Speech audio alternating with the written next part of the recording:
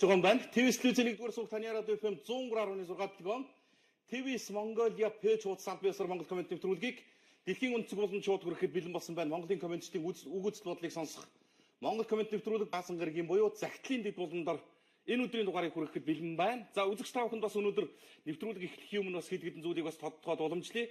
За улс төр ерөнхийдөө эдийн засгийн хүрээлэлд яригдж байгаа хэлэгдэж байгаа гол асуудлууд зөвхөн одоо Монгол комент нэвтрүүлгийн туршид та бүхний сан сэтгэлдлийг аваад өнгөрдөг биш.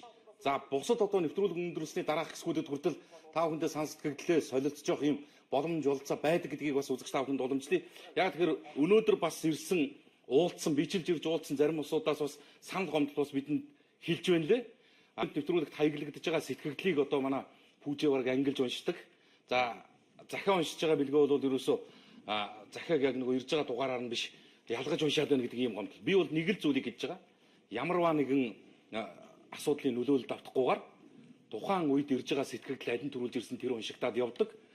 Захидлын хувьд бол яаралтай буюу хүнд өвчин зовлон туссан, за олон түмэндээ хандсан, хандив тусламж хүсэж байгаа энэ захидлыг бол яалт байхгүй одоо очрын өмнөр оруулахаас арга байдгүй маа. Тэгэхээр бид бас бие биендээ тохиолдож байгаа зовлон жаргалаа ижил тэнцвүүхэн хуваагаад явдаг. Ийм одоо эртний уламжлалтай ард түмэн учраас ийм нэг асуудалд бас их хүлцэнгүй хандж байгаараа гэдгийг уламжлах гэсэн юм. За өнөөдөр ямар асуудлууд яригдв? За өнөөдөр ч одоо олон зарим хүмүүс бас төрийн сойрхол шагнал хүртэж байна.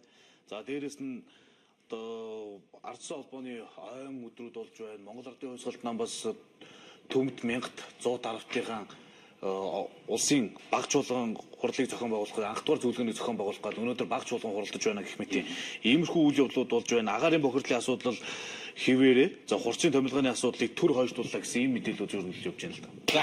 За цаг нэг 2-3 минут тоцроод орцсон гэж байна. Гацсан цагаа аль болох нөхөөд аль болох шуурхай товч өгөө тодорхой байх гэж хичээж ирмэлзэлж ажиллая. Яг тэр өнөөдөр захидлын өдөр учраас энэ олон захиа бас телевизийн эфирээр нэвтрэх ээлжийг хүлээгээд байж байгаа учраас чадал сэтгэлээр уншия гэсэн ийм бодолтой байна. Урайг хэлж. За.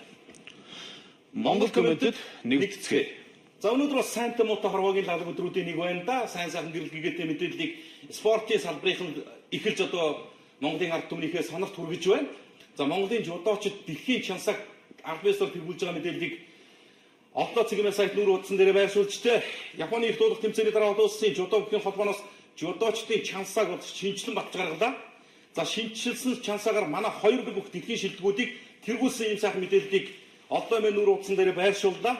Олимп дэлхийн хос медальтан Хөдөлмөрийн Баатар Сумья дэлхийн аварга уран цэцгнаар өөрөөсөө хожиж бас бүр дэлхийн чансаг анх бисаар тэргүүлж эхэлдэг гэсэн мэдээлэлд олдоо цэгийн сайтын нүүр утсан дээр байршлаа. За Монголын үндэсний сайтын хөгжлийн нэгдсэн холбоо Өр Монголын радио телевизийн хороотой хамтран ажиллахаар болж байгаа мэдээллийг шуурхай мэн сайт нүүр утсан дээр байршуулж байна. За үндэсний сайтын хөгжлийн нэгдсэн холбоо буюу цахим сэтгүүл зүйн салбар үндсэндээ дэлхийд гарч эхэлж байгаа ийм сайхан мэдээллийг бас шуурхай мэнийхээ онцолж олон нийтэд хүргэж байна. Жиргээ цэгийн сайт бас сайн уран сайхны кино, за амжилт.com сайт Норо гэд бүрэн хэмжээний хүүхдийн кино, анимашныг бүтээж бас анх удаа бас Аз ТV-д бас Монголын цахим сэтгүүл зүйн салбарын зоригтой хүчтэй гарч ирсэн энэ мэдээллээр шуурхай мэн бас нүүр хуудасаа чимгэлсэн байна лээ. Цахим сэтгүүл зүйн салбарт бас бидэнтэй мөр зэрэгсэн хамтарч ажиллаж байгаа. За найз нөхөд бас журмын нөхдөд энэ сайхан үйл явдлыг тохиолдуулаад баяр хүргэе. Та бүхэн бас энэ сэтгүүл зүйн салбарт бас хувьсгал хийж чадж байгаа юм мундаг залуучууд шүү гэдгийг бас би шуурхай эмээний энэ мэдээлэлээр бас алдаршуулъя гэж бодож байна. Барилгад гал гарч байна. Энэ ойролцоогоор Баянзүрх дүүргийн 14 дугаар хороо халдвартын эмнэлгийн хойдолд Баясгалтрейд компанийн залгаа баригдаж байгаа байр юм шиг байна. Тун тоогоо хэрэг болж байгаа мэдээллийг бас өнөөдөр чухал цэгмээ сайт нүүр утсан дээр байршууллаа. За хамгийн сүүл дөнгөж нэвтрүүлэг эхлэхийн өмнөхөө орж ирсэн мэдээлэлээр бол галыг бүрэн унтраад чадсан гэсэн ийм мэдээлэл яг их сурвалжийн мэдээлэл бол ирээгүй байгаа учраас тодотгод хийж амжихгүй. За би энэ одоо юу гэдгийг зарим үзэгчид ундууцаж бодож иж магадгүй. Бас л одоо энэ эдийн засаг санхүүгийн нөхцөл байдал хүндэрсэн үед ийм мэдээллийг заавал одоо сурвалжуулж нийт дуулгаад энэ төр гэж би зөвхөн бусдад нь болгоомж болгож л хийж байгаа шүү. Ер нь бол энэ өвлийн үйлрэлт ялангуяа одоо ийм их хүндэрсэн цагаагаар энэ нөхцөл байдал ийм болсон үед энэ барилгын ажил шахаж ингэж шуурхай явуулдаг энэ нөхцөл байдлаа болооч гэж би энэ барилгын компаниуд хэлэх гэсэн. Мэдээж хэрэг нь бол одоо өвөл барилгын салбар улирлын чанартай шүү манай энэ барилгын салбар чинь. Өвөлд ингээд зогсчоор зэрэг одоо тоног хөрөмжөө түрээс ч юм уу олон асуудалд ингээд хийлэмийн мөнгө санхүүгийн зардал гардаг ийм нөхцөл байдлыг ойлгож байна. Гэлээхдээ хүүтний удирдалт хийж байгаа энэ барилгын чинь чанар стандарт нэгдүгürt нь ямар байгаа юм. Хоёрдугаарт нь тэнцэж орж байгаа иргэдийн эрүүл аюулгүй орчинд амьдрах тэр эрхэм яаж явах вэ? Гуравдугаарт нь одоо ихүүтэнд одоо гал тулж халааж одоо энэ барилгын ажлыг явуулснаас ч юм болоод хэмнэх гэсэн биш бүр ийм нөхцөл байдал үүсэж байгаа нөхцөл байдлыг бодож бодтойгоор нэг дүгнэлт хийгээд үзээч гэж би энэ барилгын салбарт ажиллаж байгаа олон арга компаниудад бас нэг одоо зөвлөх нь хаашаа анхааруулад хэлүүл яадаг юм болов гэсэн ийм бодолт байна. Чухал цэгмээ сайт дээр байна. Ерөн шуурна шүү. За Монгол Орос Цэвэрлэмэд нэгдлийн захирал Дооган болдыг авилгатай хэмжих газраас саатуулсан мэдээллийг мэдээ мэн онцоллоо. Монгол Оросын хувь нийлүүлсэн Монгол Орос Цэвэрлэмэд нэгдлийн захирал ган болдыг өнгөрсөн шөнө авилгатай хэмжих газраас барьжилсан гэдэг мэдээлэл ирж байна. За энэ ямар асуудалтай холбоотой хэр зэрэг ашиггүй гэрээ байгуулсан албаар одоо санаатаагаар одоо энэ гэрээг ашиггүй байлгаж усад хохирол учруулах хэмжээний ийм нөхцөл байдал үүсгэсэн учраас гэсэн ийм урьдчилсан таамаг явж байна. Хэрэг одоо дөнгөж энэ урьдчилан саатуулж байгаа авилгатай хэмжих газар саатуулж байгаа үйл явдал дээр өнөөдөр яг тэгсэн болохоор гэдэг тодорхой хариултыг нь өгчих одоо тийм цаг хугацааны боломж алга мэдээ мен дээр бол дэлгэрэнгүй байж байгаа. Гэтэл араас нь яасан гэсэн чинь мэргэжлийн хяналтын байцаагч нар хилцээний дарга нар ажлынхаа өрөөнд яг ажлынхаа өрөөнд авилга авж байгаад авилгатай хэмжих газрыг гардуулсан байна. Шуурхай мен дээр энэ мэдээлэл байна. Нэртээ устгаа гараад ирчих. Та нөхөд ичгүй авилга авж байгаа бол бид ичгүй зарлана. Арга байхгүй. Энэ авилга хийх хуулын чинь асуудал өнөөдөр улс орны чинь өндөхгүй дарж байна. Одоо бүр нэг айдгаа авдартай хийцэн гэдэг шиг юм болж байна шүү дээ. Ар хаагуур гүйдэг, орой үеийн цагаар явдаг. Хээр хөдөө очиж өгөлцөж авалцдаг. Хин нэгний хуурамч данс энтриг сэлтийг ашигладаг байсан бол одоо намайг хэн тоож нохог хэн саах уу гэдэг шиг эрхвэрэгч намаас томилогдож байгаа албан тушаалтаа оролдох хүн байхгүй гэдэг нэг юм педгэр зам чинь толгойг чинь цуслаж эхэлж. Одоо өрөөндөө авилга авдаг гэсэн. Шуурхай мен сайт дээр мэргэжлийн хяналтын зэс цугуйч гэсэн мэдээлэл онцолж байна. Саард байшин өчигдөр 12 сарын 7-ны өдөр нэг талаараа их хүлгүүмэнтэй нөгөө талаараа нэлээд төгшөвтэй маягт онцсон. Хууль хяналтын байгууллагын болтой хүмүүс гинт очсноос болж тус байгууллага дээр нэлээд хөдөлгөөн өрнөсгөж. Мэргэжлийн хяналт газар гинт очиж авилгатай хэмжих газрын байсан бөгөөд тэд хэд хэдэн хүнийг тэр дундаа хилцээний дарга нарыг авч явсан гэж. Хилцээний дарга нар өрөөндөө авилга авч байгаад үйлдэл дээр баригдсан гэдэг яриа гарч байна. Дунд чатны албан тушаалтнууд болох хилцээний дарга нарын өрөөгөөр авч байсан авилгалын мөнгөний хэмжээ одоогоор 200 сая төгрөг байсан гэсэн тоог ярьж байна. Ичиж имэн айн сандарна гэдэг асуудал байхгүй болсон шүү дээ. Нэг тийм хөвшмөл үйлдэл болсон шүү дээ. Өрөөндөө 200 сая төгрөгийг одоо авилгалын мөнгө болгож авчихна. Чи боддоо 200 сая төгрөг за одоо 20 мянгатаар ингээ бодохоор хэдэн бодол гэсэн үг юм. 200 сая төгрөг гэсэн 10 бодол. 10 бодол биш үү? 10 бодол болохоор чинь нэг бодол чи 2 сая. 2 сая 10 бодол чи 2 сая. 100 бодол мөнгийг 100 бодол 20 мянгат шүү дээ. 20 мянгатаар бодохоор 100 бодол 20 мянгатыг тэр хүн ингээ бүхэл бүтэн мэргэжлийн хяналтын газар руу аваад орж ирсэн. 100 бодол мөнгө гэдэг чинь ер нь хэрэг байх юм. Нэг жижиг зүнхүүд багтахгүй жишээ. Одоо эн чинь тэгээ саяны тэр барилга дээр гал гарч байгаатай холбоотой үйлдлийн эхлэл шүү дээ ер нь бол. Тэг ер нь тэр байхгүй. Ингэж ажлыг аргалдагын чинь гай тэр шүү дээ чинь. Гижийн да. Ёстой нэг цагаанда гарна гэж хэлэх юм бол чинь тэгээд өнөөдөр Монгол Улсын ерөнхийлөгч гой санаачлал гаргасан байсан шүү дээ. 2018 оныг авилгалыг ил болох жил болгон зарлаа явсан. Ерөнхийлөгчөөс бас өөрөөс нь юм санаачлал гаргадаг. Зарласан жилүүд биднэрт болчихсон үнэхээр багтаагүй. Энэ авилгатай тэмцэх гэж баталсан хууль чинь цөөлдөөгүй. Авилгатай тэмцэж байгаа албан хаагчдын чинь тоо багтаагүй. Авилгатай тэмцэх зүгээр сэтгэл чинь дутж байгаа гэдэг л ганцхан асуудлыг дарагдж байна. Төрийн албан хаагчд нь авилга авахгүй бай гэдэг хүсэл эрмэлзэл аваад түүнд үйлчилж байгаа хувийн хвшил ажиллаа бүтээлгэж байгаа улсууд нь авилга өгөхгүй бай гэдэг сонирхол аваад. Нэг талдаа амархан аргаар асуудлаа шийдвэрлэх гэсэн хүсэл, нөгөө талд нь амар аргаар хөлчих гэсэн хүсэл хоёр л нийлцсэн явж байгаа. Энэ холбоо тасраагүй цагт улс өмдихгүй л нэг ийм мэдээлэл гарч ирж байна. За дараа нь хууль бус томилгоотой холбоотой 61 иргэнийг ажлаас нь чөлөөл. Одоо юм. Энэ чинь дахиад нөгөөдгөө байхгүй. Энэ саяны тэр өрөөндөө 200 сая төгрөг авилгалд авж байгаа мэргэжлийн хяналтын дарга нар ямар замаар ирсэн байх вэ? Одоо чиний бодоход жишээ. Энэ замаар ирж байгаа юм. Энэ зам хууль бус томилгоо 60 томилгоо буюу өөрөөр хэлэх юм бол намда томилгоо хийх эрх бүхий албан тушаалтанда 200 сая төгрөгийн хахуулыг өгөөд авч ирж байгаа. Одоо тэрийг нөхөж за зүгээр би зүгээр дүүцүүлж ярьж байгаа шүү. Тийм биш. Заавал тийм тоон мөнгөнд дүнэн тийм байх албагүй. Би утгыг ойлгуулж хэлж байгаа. Ерөөсөө л нөгөө ийм багхгүй. Буруу замаар будаа тавил буцахтаа шороод идэх чинь тийм. Тэр Монголын төрийн албанд хангараг өргөж очихдоо модын хазгаа орсон бол төрийн албанд очиод ажиллаж байгаа энэ замналчаар хазгаад дуусчих. Одоо эхний 61 хүн төрийн албанаас чөлөөлөгдөх. Хууль бусаар томилогдсон. Буюу хууль бусаар томилогдсон гэдэг чинь юу гэсэн үг вэ? Төрийн албанд мөнгө өгөөд томилогдсон 61 хүн үйлдэлтэйгээ баригдаад ингээд ажилласаа нутарч. За хоёрдугаарт нь би энэ дэр нэг зүйлийг яг хэлэх гээд байна. Хууль бусаар ажилд очдог тийм үү? Хууль бусаар очсон ажлаа хууль бусаар хийдэг. Тэр албан өрөөндөө авилга авдаг үйлдэлийг шийтгэдэг ганц механизм Монголын төрд өнөөдөр ажиллаас нь чөлөөлөх өөрийн байдаг. Тэгэхээр хүн авилга авахгүй юм. Одоо юу гэдэг нь мэргэжлийн хяналтын газрын даргад одоо юу гэдэг нь 20 сая төгрөгийн авилга өгөөд томилогдоод очсон нөхөр жил хагасны дараа 200 сая төгрөгийн хахуул авч ажиллаа өчгөд энэ чинь 180 саяын цэвэр ашигтаа бууччихсан. Тэгнүү юу ер нь одоо зүгээр хараар бодоход намд 20 сая төгрөгийн хахуул өгсөн авилга өгсөн.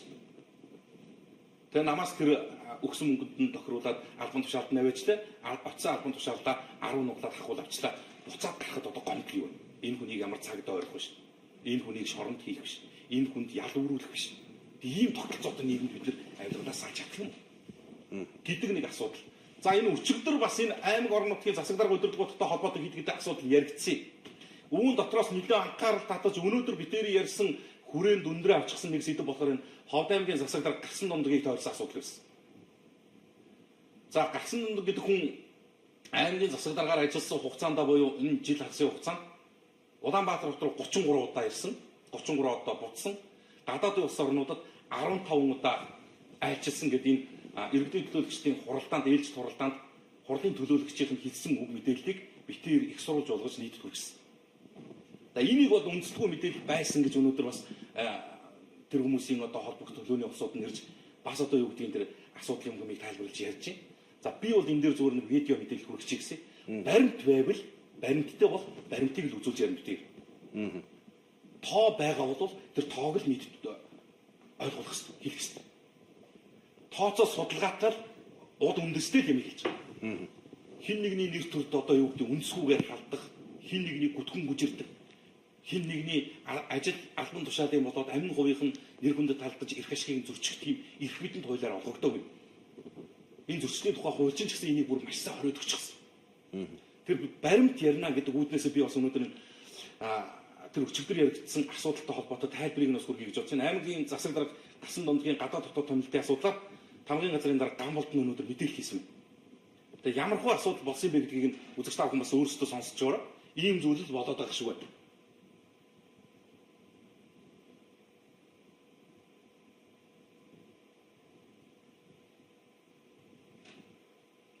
Явдггүй дээ.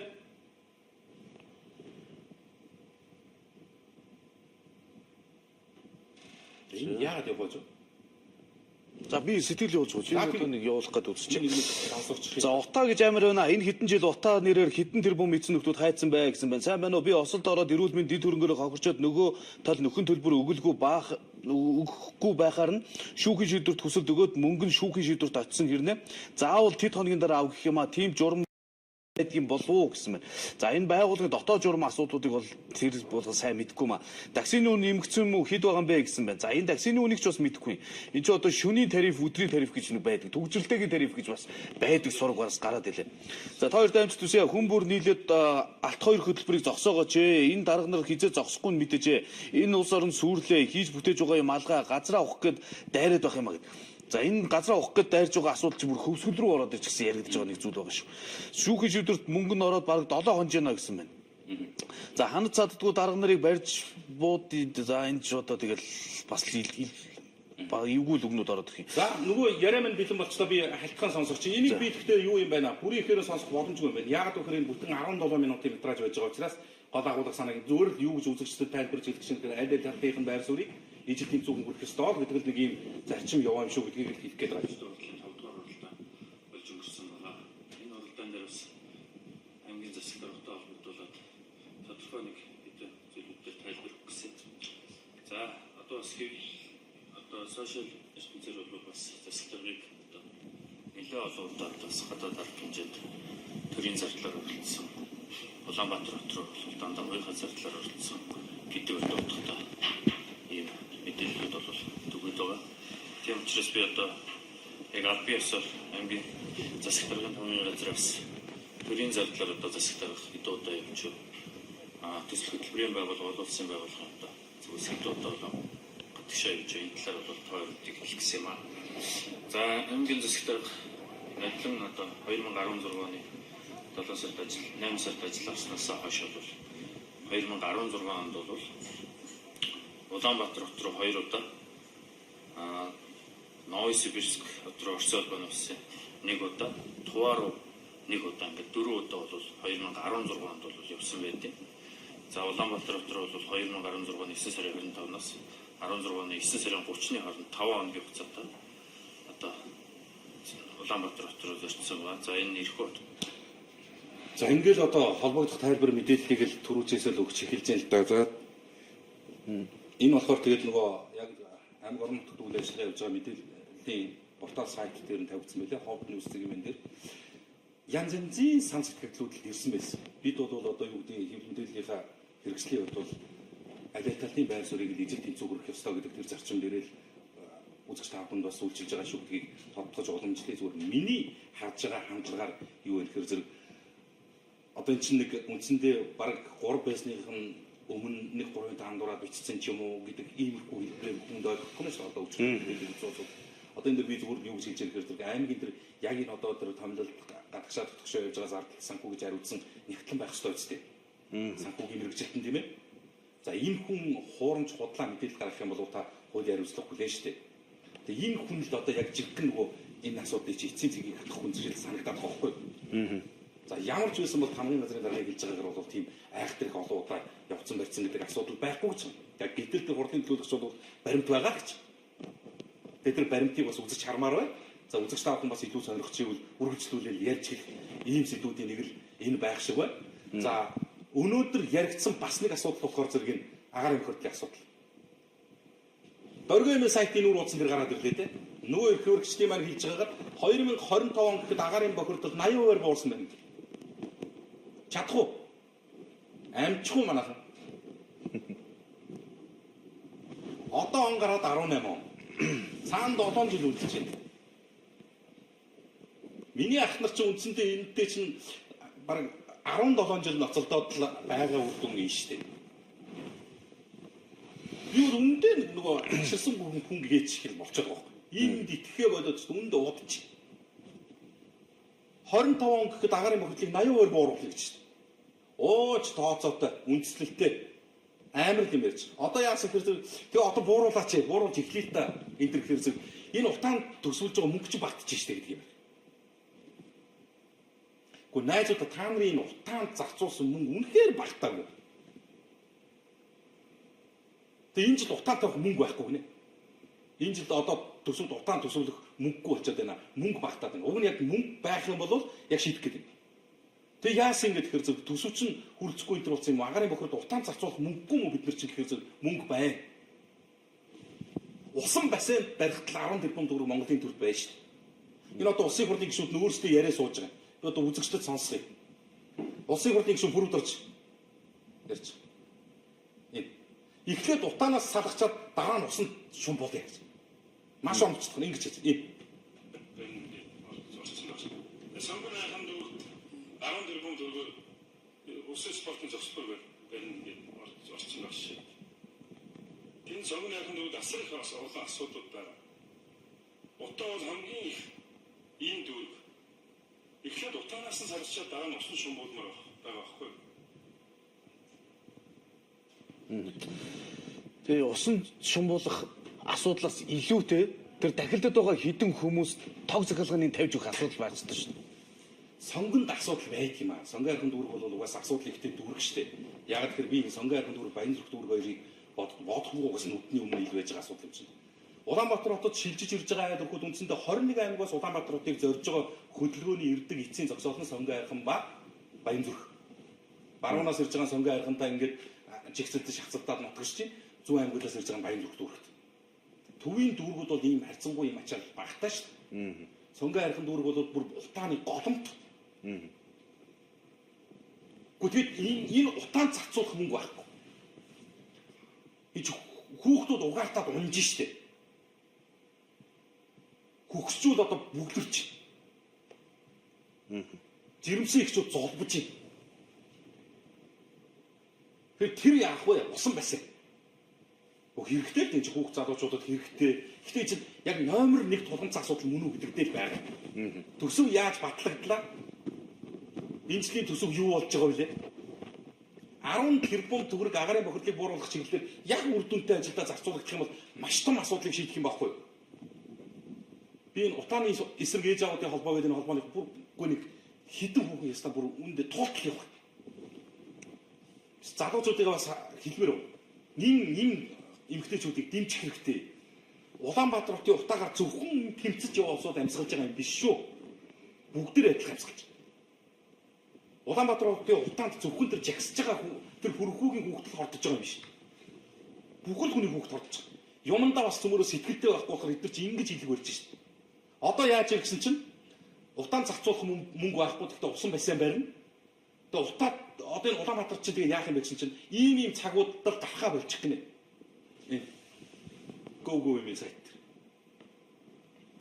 Одоо утаад одоо өөрөөр хэлэх юм бол эвлэр гэж штэ. Тэгээ эвлэрч амьдр гинэ. Бид төртөө байгаа яах юм бэ? Бүгд өглөөний 7-оос 11 цаг хүртэл оройн 17-оос 24 цагийн хооронд агаар хамгийн их бохирдолтой учраас энэ үеийн хүүхдүүдээ гэрээсээ гаргахгүй салхитуулахгүй байхыг зөвлөж байна. Юу гэж вэ? Ажил албандаа явцгаахгүй байна. Үгүй юу гэсэн үг юм? Тэг ингээ баахан зөвлөмж байна. Энийг арилгахгүй мөн найзуудаа. Бээжин хот өнгөрсөн жил ямар вэ? Энэ жил яа? Бээжин утаанаас алчлаа шүү дээ. Энэ хүсэл байвал болдсон юм шүү дээ. Тэгсэн чинь манайхан юу гэж ирэхээр ерөөсөө. За өглөө 7-оос 11 хүртэл хүүхдээ гаргуузаа. Тэгээ орой 5-аас 9 цаг хүртэл бол гаргуузаа. Хаана амьдарч байна юм чи юу болж байна? За нэг 15 секундын реклам үзье. За манай нэвтрүүлгийн үеийн тэтгэгчид коллеген ундаа ажиллаж байгаа. За арсыг чигшүүлдэг, тойрсны тойлгор уян хатан байдлыг сэргээдэг, суларсан арсыг чангадаг, сэвх нөсөө тол бүүсгээс хамгаалдаг, хумсыг бэхжүүлдэг, яс вирусээс сэргийлдэг нэг юм ижидтэй ундаа байна. За энэ ундааных рекламыг үзье. Би завгүй уран бүтээлч хүн. Надад гоо сайхандаа зарцуулах цаг зав маш бага. Гэхдээ надад нэг бяцхан нууц байдаг. Энэ бол коллаген ундаа. Завгүй амьдралын минь зайлшгүй туслагч коллаген ундаа. За ирж байгаа сэтгэлүүдээсээ дуулах уу? За тэгээ. За одоо ерөнхийдөө санск хөдөлгөөн руугаа ингүүл яасан бүжээ. Ерөнхийдөө нэг яг 2-3 хүн сэтгэвийг товч сайхан хэлж дуусаад тэгээд за нэг хэсэг захиас төлөв. За тэгээ хамаа татлах юм байна. Папарацци өнөөдөр нэг ноцтой материал хөндөж олон нийтэд танилцууллаа шүү дээ. Монгол төр ажиллахгүй байгаагийн хамгийн тодорхой илэрхийллийг өнөөдөр папарацци цэгийн сайт нүүр хуудсан дээр байршуулсан. Монголд хоньны гулууц 70,000 төгрөг, хятад руу гараад 700,000 төгрөг. За гулууцаараа бараг 70,000 хүрчихгүй байгаа. Хүрчихгүй. За одоо их өсгөж бодоод тавьсан тоо. Тэгэхэд хятад руу гараад ерөөсөө замын өдөр гараад 10 дахин нугадаг. Энэ төрийн бодлого уялдаа холбоо гэж юм алга шүү дээ ерөөсөө. Бүгдийг бичиж тавьсан байгаа байхгүй. За энэ гэж.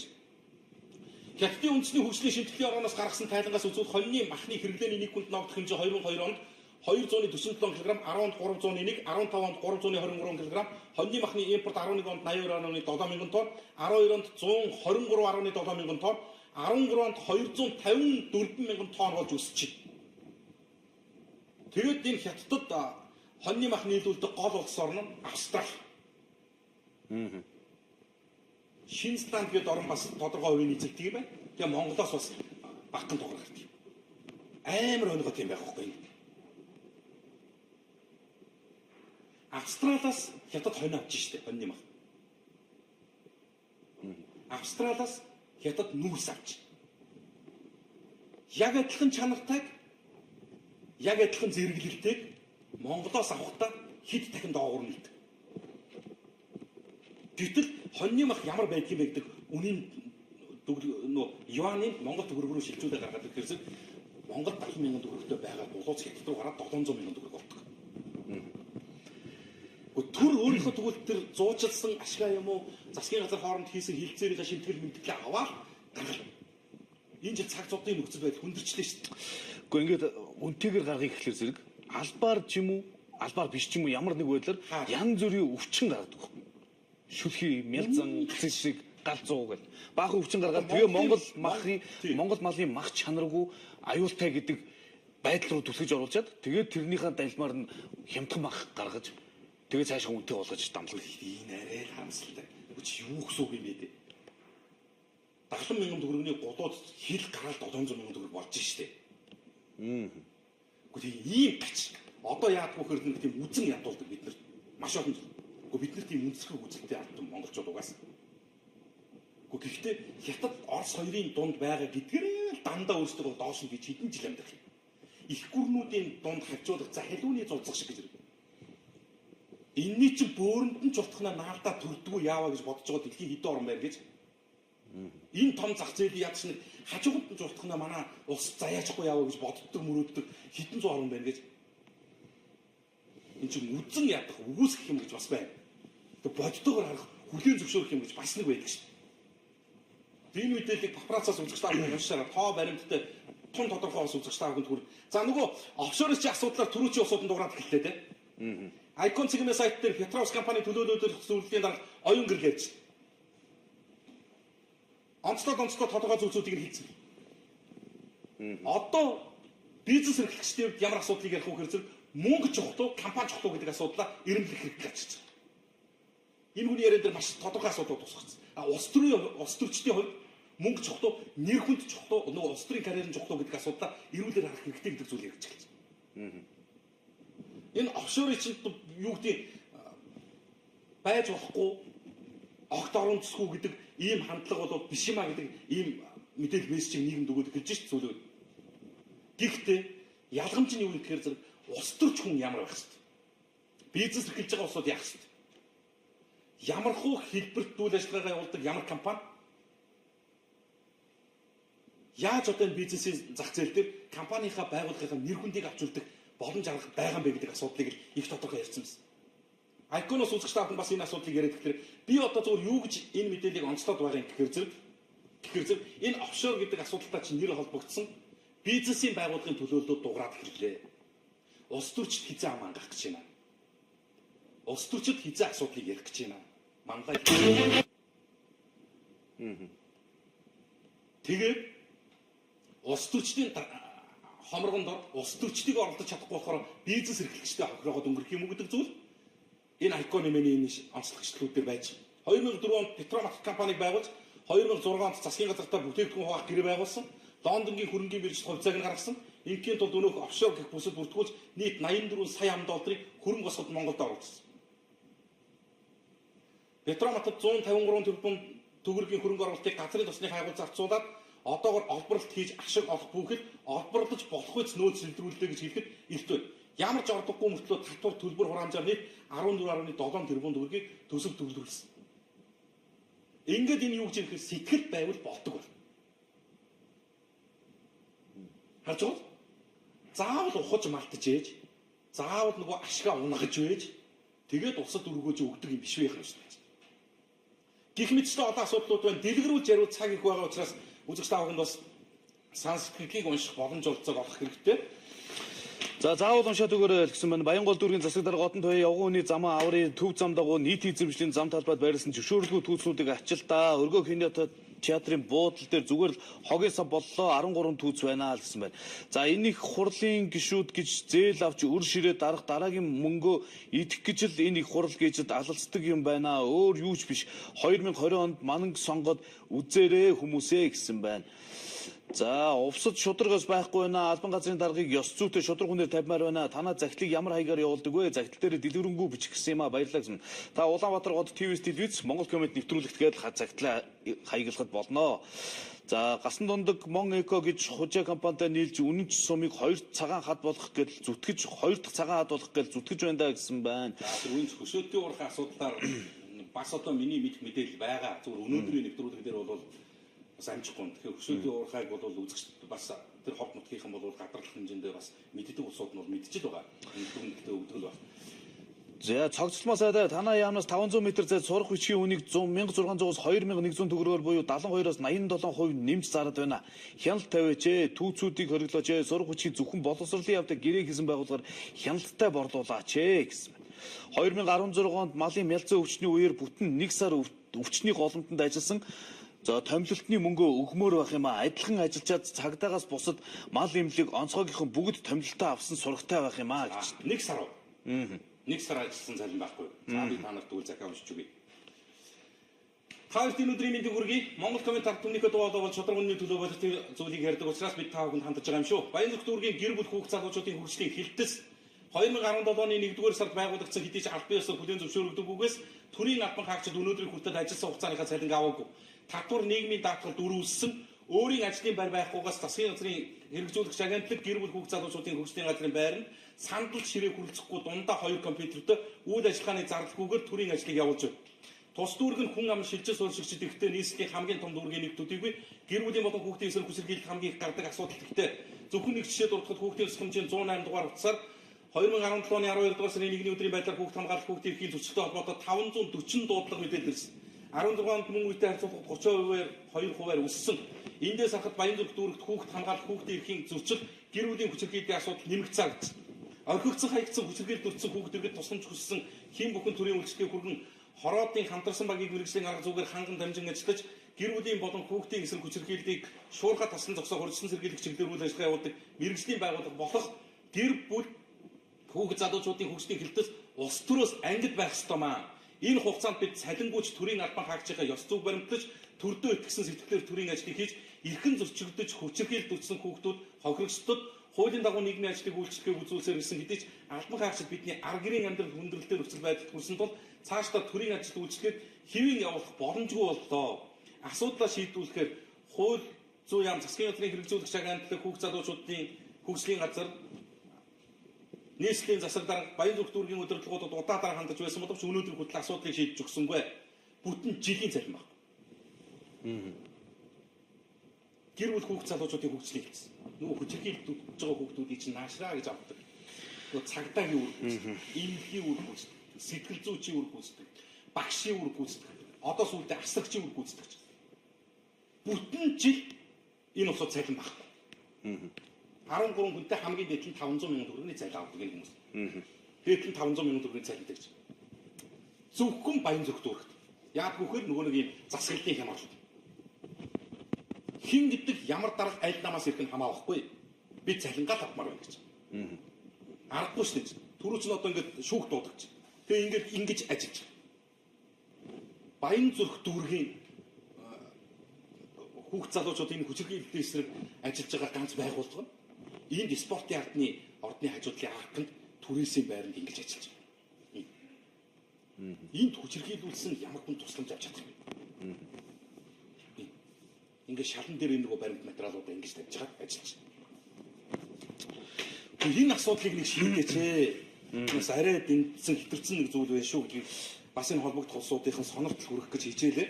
За би он гараад 1 сард тэтгэвртэй гарнаа 6 сар хойшоосон гэсэн үнэн үү? Бидний насны хүмүүс 90 оноос ажилгүй байлаа. Бидний насны хүмүүсийг харж үзмээр юм аа гэсэн байна.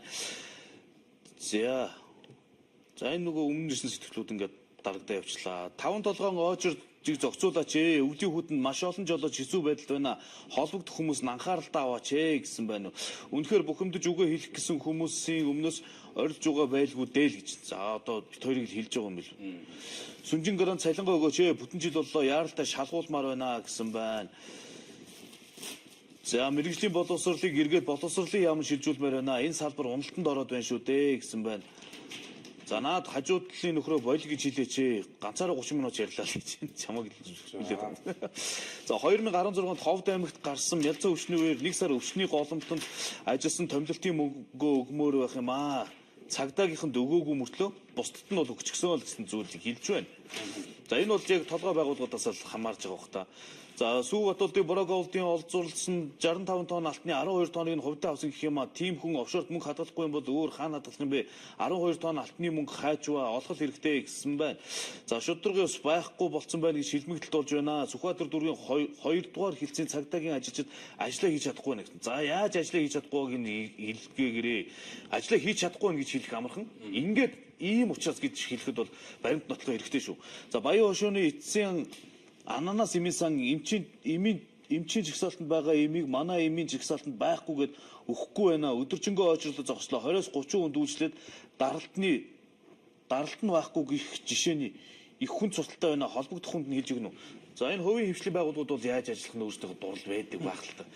За Говьсөнбөр аймгийн эрүүл мэндийн нийгмийн даатгалын хэлц төрийн албаны шалгалт өгөөгүй. За ийм нэртэй хүмүүс ингээд ажиллаад болж байна. Төрийн албаны шалгалтанд төгсөн тангар хүргэсэн хүн өргөдөл өгөөд нэмэр алгаа гэсэн. За энд нэг захиа бас яаралтай ярьсан юм аа. Та энэ өдөр имдийн хүргэе намайг Сэрэм болт гэдгээ би 3 хүүхэдтэйг амьдардаг 2 хүү 1 охинтой охиныг минь инх Соломон гэдэг охин минь 2 сар 28 хоногтой байхдаа цөсний нарийн бүрхүүлгээд хагалгаанд орсон цөсөө авахулсан нарийн гизээр оруулсан гэсэн одоо охины бие маш хүнд байна. Идэх шилжүүлэх хагалгаа хийлгэх шаардлагатай болсон гэсэн. За өөр нь хөвлөгээр нүвдэн цусаар бөөлжиж цусаар бие засдаг болсон. Одоо яаралтай идэх шилжүүлэх гэсэн амьдрал маань маш хүнд байна. Хүүхдийнхээ им хоол унднаас хэтрэхгүй байдаг юмаа сайхан сэтгэлтэй Монголын ард түмэн охинд минь туслаач, охинд минь амьдрал бэлэгдээч гэж чин сэтгэлдээс гуйж байна. Тэгэд инх номон гээд охины ээж Цэрэм бүжид гээд 89 13 37 58 гэдэг дугаарыг утсыг бичсэн байна. Тэгээд энэ охиных нөхцөл байдал ийм байгаа юм байна ингээд баазар Тэгээ би энэ охиныг очиж нэвтрүүлэг хийжсэн шүү дээ. Комменти мөрөөр гээд нэвтрүүлэг хийж явах үедээ. захиа бичсэн юм. Тэгээ энэ охины бие байдал нилээд хүндэрчихсэн байгаа гэсэн юм мэдээлэл өгөх өгч байна. Хөвлийн мөр ийм болсон юм шүү дээ. За нэвтрүүлгийн цаг өндөрлөж байгаа юм байна. Зүг чигээ нэг ялах хүмүүс ингэдэг. 18 цаг 40 минут болсон байна шүү дээ, тийм. За ингээд нэвтрүүлэг өндөрлөж байгаа юм байна. За өнөөдөр эфирт олгогдсон хугацаа бол богинохон байжээ. Монгол коммент нэвтрүүлгийн төгрөөд өндөрлөж байгаа үзэгч та бүхэн бас нэгдэж нийт санал бодлоо цензургүй сайхан эрүүл илгээсэнд баярлалаа. За маргааш Бямбгараг. За Монгол бүхий өргөнөөс ТV студийн уран бүтээлчид ардчилсан өсвөлийн ойн өдөр зориулсан хүч 256 бүхий барилдааны шууд дамжуулан хүрэх хуваартай байгаа. За 12 дугаар сарын 12-ны өдөр шашин урлагийн их цэнгүүн бас Монгол бүхий өргөнд зохион байгуулагдсан. За энийг бол үзэгчд бас амтахгүй мэддэг болсон. ТV студиэс санаачлан жил бүр зохион байгуулдаг болсон нэг том арга хэмжээ. За үзэгч та бүхэн энэ жилийн хувьд бол бас бүхий өргөнд заавал очиж дугаарлаж очирлаж билет авахгүйгээр өөрийнхөө нэр утасны дугаараа хийгээд хадгалж боломжтой байлээ. Тэр өдрөө аваад шууд орох ийм болцоо байгаа шүү гэдгийг бас үзэгчдэд дуудаад хэлье.